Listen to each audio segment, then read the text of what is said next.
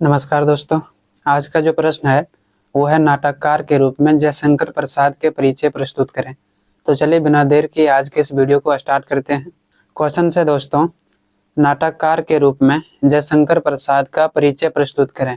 इससे पहले हमने 4 प्रश्न बता दिया है मेजर पेपर 6 का। आपने अगर अभी तक नहीं देखा है तो डिस्क्रिप्शन में प्लेलिस्ट दिया हुआ है, आप वहाँ पर जाके देख सकते हो। आज हम लोग देखने वाले हैं कि एक नाटककार के रूप में जयशंकर प्रसाद का क्या जीवन परिचय है। सबसे पहले आपको परिचय देना है दोस्तों। जयशंकर प्रसाद जी का जन्म जो है 30 जनवरी 1889 को उत्तर प्रदेश के काशी में हुआ था। यानी कि जयशंकर प्रसाद जी का जन्म कब हुआ था? 30 जनवरी 1889 को हुआ था। कहाँ हुआ था? तो उत्तर प्रदेश के काशी में हुआ था। उनके पिता का नाम जो है बाबू देवी प्रसाद साहू था। प्रसाद जी के जो पिताजी थे उनका नाम था देवी प्रसाद साहू जी। और इनके पिताजी क्या थे? तो इनके पिताजी जो है एक फेमस बिजनेसमैन थे। जयशंकर प्रसाद की बात करते हैं तो जयशंकर प्रसाद जी जो है एक नाटककार थे ही। नाटककार के अलावा जो है यह एक कवि थे, नाटककार थे, उपन्यासकार थे और निबंधकार थे। कवि का मतलब है इन्होंने बहुत सारी कविताएं लिखी है। नाटककार का मतलब है इन्होंने बहुत सारे नाटकों को लिखा है, जैसे कि चंद्रगुप्त हो गया, जैसे कि ध्रुव स्वामिनी हो गया। तो इस प्रकार से बहुत सारे प्रसिद्ध नाटकों को इन्होंने लिखा है। इसके अलावा उपन्यासकार का मतलब है दोस्तों बहुत सारी कहानियों को इन्होंने लिखा है, इसलिए यह जो है एक उपन्यासकार भी है। निबंधकार का मतलब है इन्होंने निबंध में भी अपनी भूमिका दी है। यही कारण है कि इन्हें एक कवि, नाटककार, उपन्यासकार और निबंधकार माने जाते हैं। प्रसाद जी ने जो है हिंदी नाट्य रंग परंपरा में अपना महत्वपूर्ण योगदान दिया। अगर हम बात करते हैं प्रसाद जी के नाट्य परंपरा के बारे में, रंगमंच परंपरा का मतलब होता है लोक नाटक। जो मंचों पर लोगों के द्वारा नाटक खेला जाता है उसी को जो है रंगमंच परंपरा कहा जाता है। तो इस प्रकार से जो प्रसाद जी थे रंगमंच परंपरा में अपना महत्वपूर्ण योगदान दिया है। और अंत में जो है दोस्तों उनका निधन 15 नवंबर 1937 को हुआ था। उसके बाद हम लोग जानेंगे दोस्तों कि जयशंकर प्रसाद जी की क्या भूमिका रही है साहित्य लेखन में। नेक्स्ट हेडिंग आपको बनाना है नाटककार के रूप में जयशंकर प्रसाद। जयशंकर प्रसाद छायावाद के प्रसिद्ध कवि और नाटककार थे, जिन्होंने हिंदी नाटक को जो है पारसी थिएटर की तरह परंतु उससे मुक्त होकर जो है नाटक को लिखा है, जिसमें सामाजिक, सांस्कृतिक और राष्ट्रीय सरोकार को जोड़ा है। यहाँ पर दोस्तों के नहीं होगा। तो इस प्रकार से अगर हम बात करते हैं जयशंकर प्रसाद जी के बारे में, तो जयशंकर प्रसाद जी जो है छायावाद के एक प्रसिद्ध कवि थे। अब यहाँ पर सवाल है कि छायावाद क्या होता है। दोस्तों छायावाद जो है हिंदी साहित्य में एक आंदोलन चलता है और यहाँ पर जितने भी छायावाद के कवि होते हैं उनके द्वारा छायावाद आंदोलन चलाया जाता है।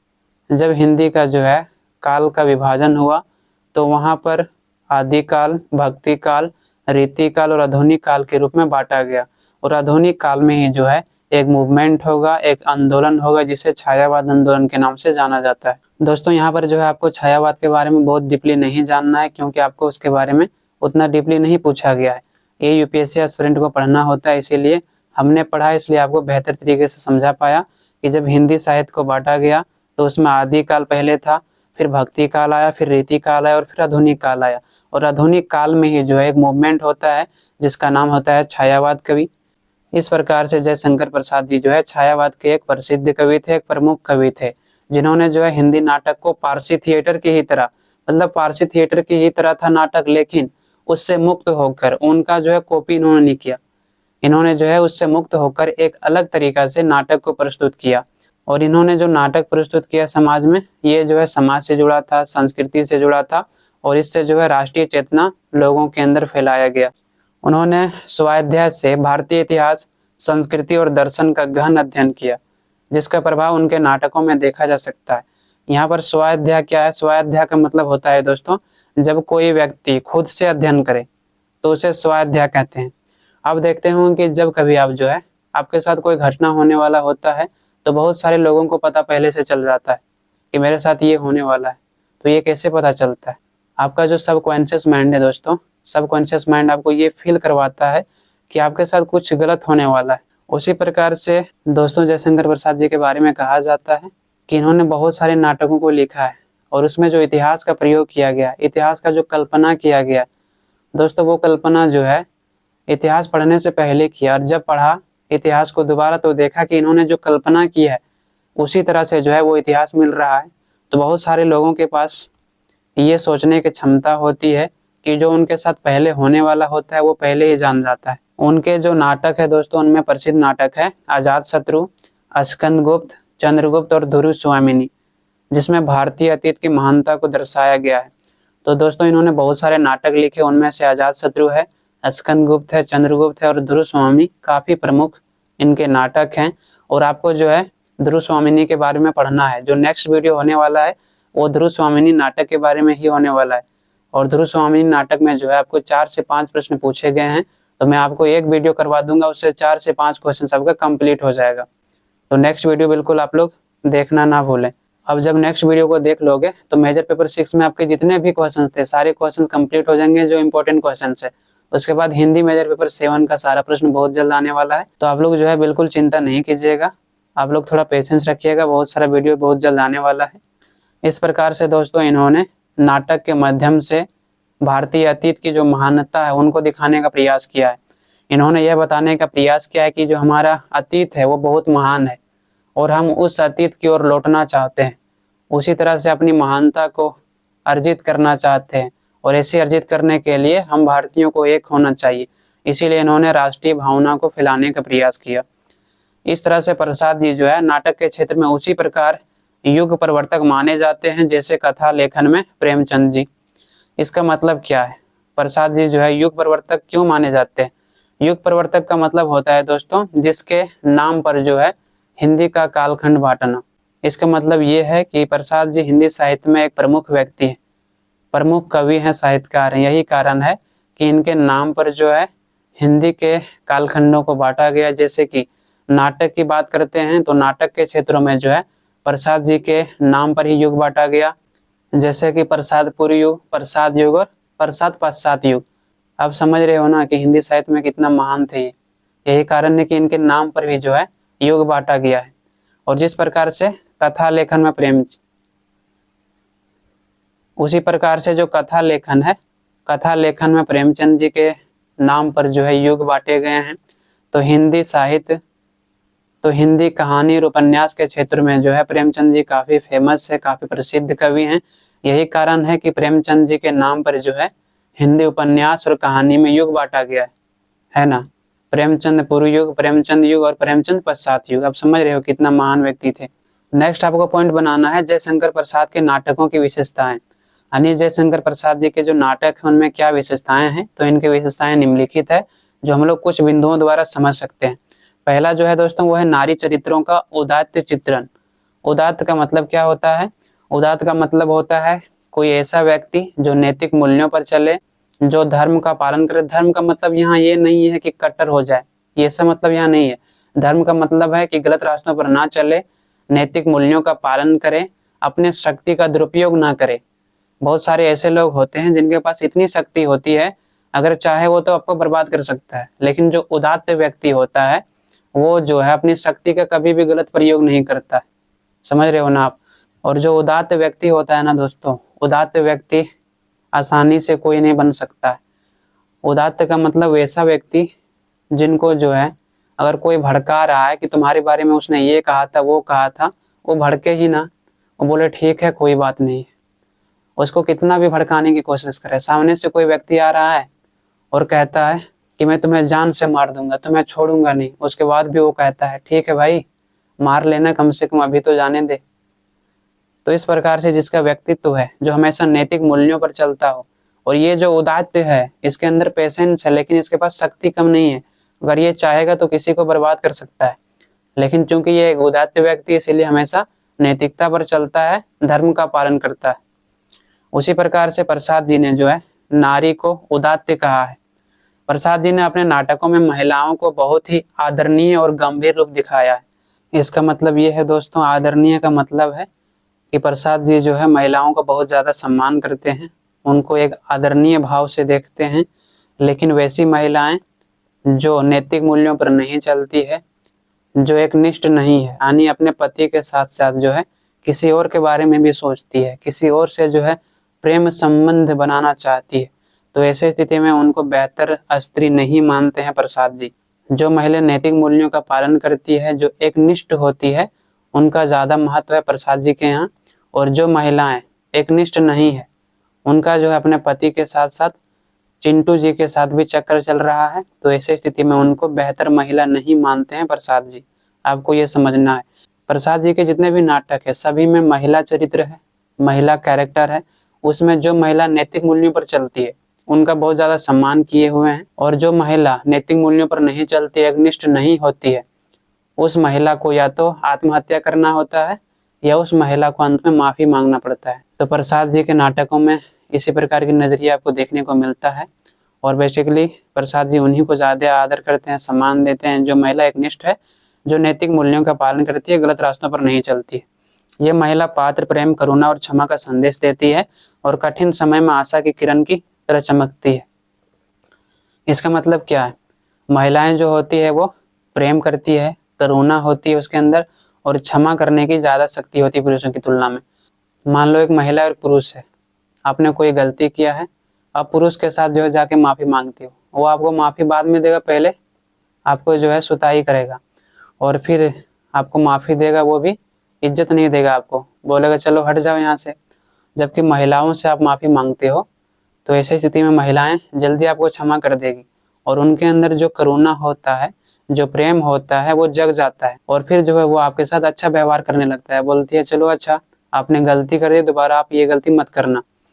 तो आप समझ रहे हो ना महिला और पुरुष में क्या अंतर है। वही जो है जयशंकर प्रसाद जी कहना चाह रहे हैं कि महिलाओं के अंदर जो है प्रेम ज़्यादा होती है, करुणा होती है, उनके पास क्षमा करने की ज़्यादा शक्तियाँ होती है पुरुषों की तुलना में, और कठिन समय में जो है वह आशा की किरण की तरह चमकती है। ये बात सही है दोस्तों कि धैर्य जो है ज़्यादा पुरुषों की होती है महिलाओं की तुलना में, लेकिन कुछ मामलों में दोस्तों महिलाएं पुरुष की तुलना में ज़्यादा सहनशीलता होती है। जैसे कि मान लो दोस्तों एक महिला है, उनकी कोई सहेली है, उनका पिताजी का देहांत हो गया है, तो जब ये अपने सहेली के घर जाती है तो बोलती है हाय सहेली ये कैसे हो गया, कैसे पिताजी की मृत्यु भी हो गई, हाय ये कैसे हो गया, उनके साथ मिलजुल कर रोने लगती है।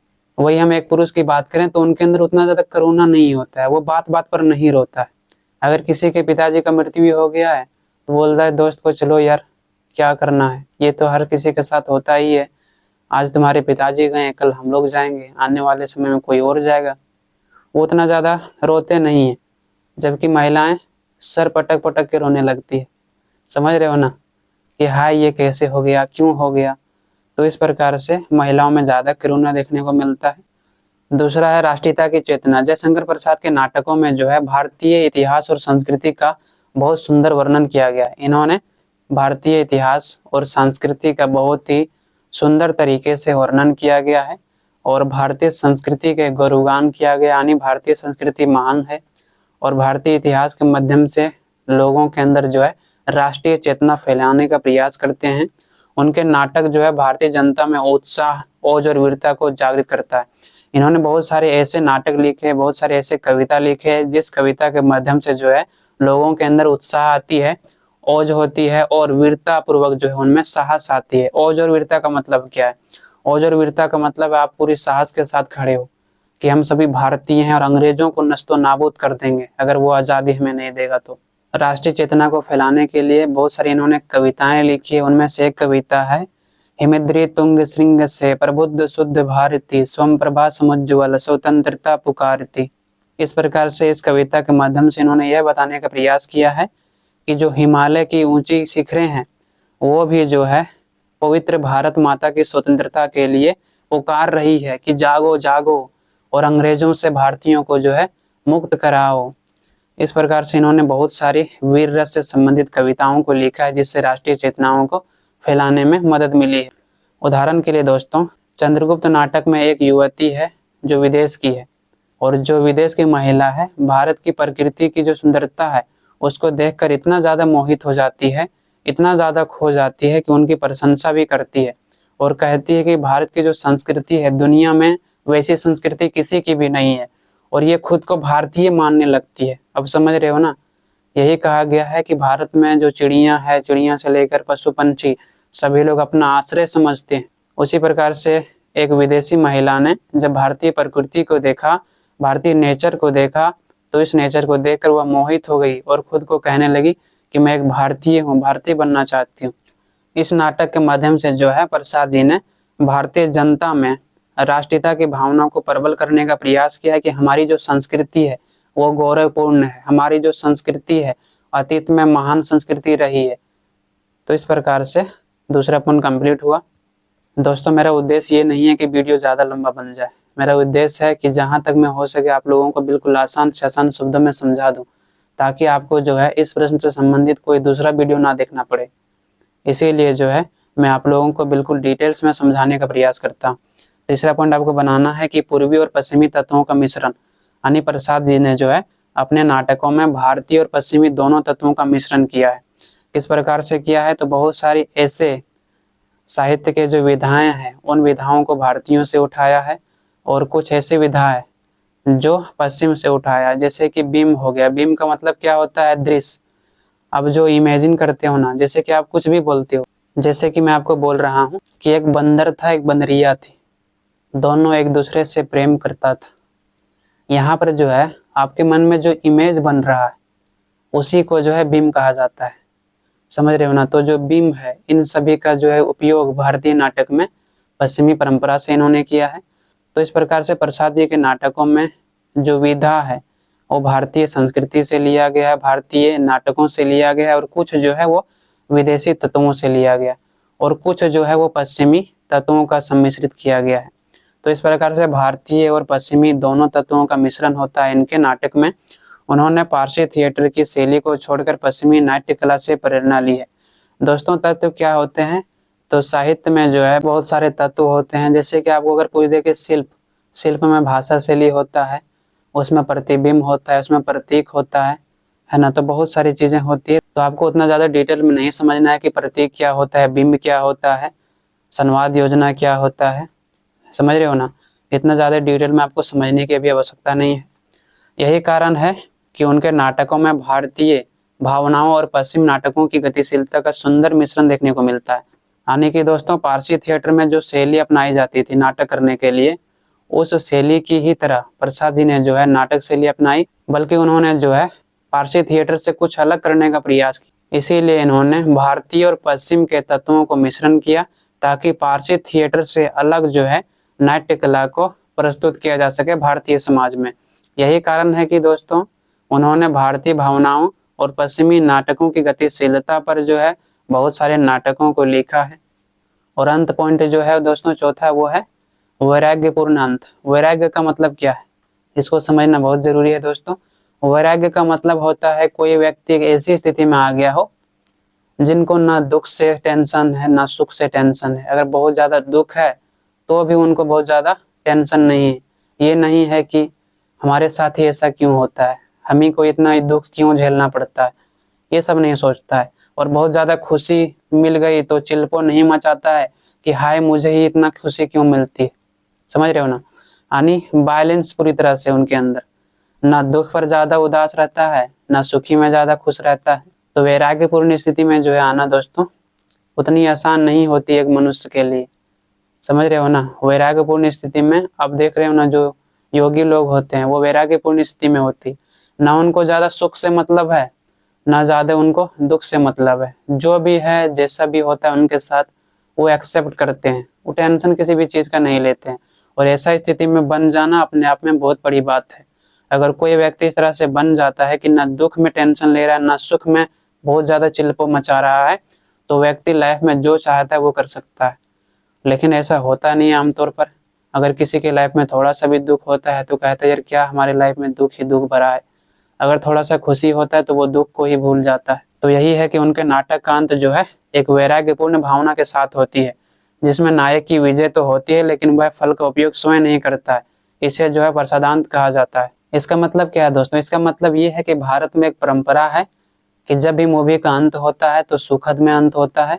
इसीलिए भारत का कहावत है कि अंत भला तो सब भला। लेकिन यहाँ पर जो प्रसाद जी नाटक लिखते हैं, कहानी लिखते हैं, वहां पर जो है नायक को सफलता मिल जाती है, लेकिन नायक जो है जो फल की प्राप्ति करना चाहता है उस प्राप्ति को जो है वो भोग नहीं कर पाता है, यानी उसका यूज नहीं कर पाता है। वो जो है उस फल की प्राप्ति कर लेता है। जैसे कि आप इस प्रकार से समझ सकते हो कि मान लो कोई एक ऐसा नायक है जो समाज में जो छुआछूत है उनको समाप्त करना चाह रहा है। वो जो है उस समाज में छुआछूत को समाप्त करने के लिए हर किसी से जो है खतरा मोल लिया। जो उनका विरोध हुआ, यही कारण है कि हर समय जो है उनके पास ये खतरा होता था कि अगर हम विरोध करेंगे तो हमारे जान पर पड़ जाएगा, कोई भी हमको मार देगा। और अंत में जो है वो जातिगत भेदभाव करते करते, लोगों को जागरूक करते करते वह मारा जाता है। और अंत में जो छुआछूत है वो समाप्त हो जाती है, लेकिन वो व्यक्ति उस सुख को नहीं भोग पाता है, बल्कि उसका सुख जो है समाज के लोग भोगते हैं, समाज के लोग उनका सही उपयोग कर पाते हैं। उसी प्रकार से इसमें जितने भी नाटक इन्होंने लिखे, उस नाटक में कोई अगर मान लो नायक है, वो जो है अपने लक्ष्य की प्राप्ति कर लेता है, फल की प्राप्ति कर लेता है, लेकिन उस फल का जो है वो भोग नहीं कर पाते हैं, कोई और उसका भोग करता है, तो इसे जो है क्या कहा जाता है। इस प्रकार से जो अंत होता है दोस्तों, इस अंत को प्रसादांत कहा जाता है। इस बात को आप ध्यान रखना और अंत में निष्कर्ष लिख देना आपको। इस प्रकार से उपयुक्त तथ्यों के आधार पर हम यह कह सकते हैं कि प्रसाद जी के इन्हीं विशेषताओं ने आधुनिक युग के सबसे बड़े नाटककारों में उन्हें स्थान दिलाया है। इस प्रकार से यहाँ पर समाप्त होता है। आई होप आप सभी को समझ में आया होगा। आपको इस वीडियो से अगर थोड़ी सी भी सहायता मिली होगी दोस्तों, तो आप चाहे तो इसे सब्सक्राइब कर सकते हो चैनल को, या तो छोड़ सकते हो। आपको अगर लगता है कि इस चैनल से आपको बेनिफिट है तो आप जरूर सब्सक्राइब कर लें। और अगर सब्सक्राइब ना भी करें दोस्तों, तो अधिक से अधिक लोगों तक शेयर कर दें वीडियो, ताकि उनकी भी सहायता हो सके दोस्तों। वैसे भी हिंदी में आपको यूट्यूब में बहुत कम कंटेंट देखने को मिलेगा, समझ रहे हो ना। तो अधिक से अधिक लोगों तक शेयर करें ताकि उनकी सहायता हो सके। और दोस्तों अगर सपोर्ट करना चाहते हो तो ज़रूर सपोर्ट कर दें, अपना प्यार बनाए रखें, इससे मुझे मोटिवेशन मिलता है और मैं आप लोगों के लिए बेस्ट से बेस्ट कंटेंट लिख पाता हूं दोस्तों। तो आज के लिए इतना ही, धन्यवाद।